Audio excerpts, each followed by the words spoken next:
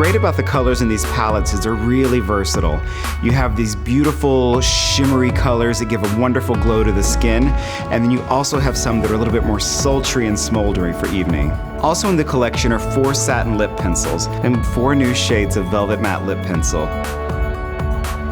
I'm going to start by applying the iridescent soft violet color on the lid and blending out onto the brow bone.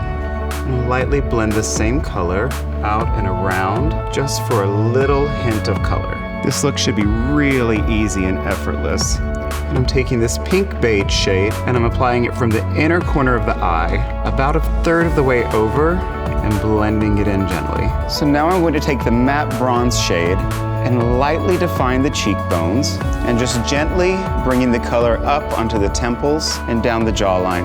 And I just like to take what's left over on the brush and lightly finish over the rest of the face. It gives a really warm, beautiful glow to the skin. So now I'm taking the highlight color and going right along the high points of the face. So it's right above the bronzer, blending into the apples of the cheek and right along the upper cheekbone.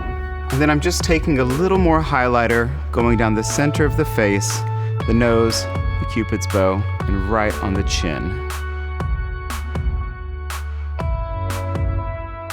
To amplify this look, I'm taking the shimmering cranberry color and going right into the bridge of the eye and blending it down onto the lid. And you'll see it creates a really beautiful gradation from the pale pink and the iridescent lavender. So again, blending into the bridge of the eye, extending out and under the eye for a very soft, almost watercolor effect. And finally, to add a little bit of drama, I'm taking this deep shimmering purple and I'm just going right along the lash line. And this is going to give it some really nice depth and intensity.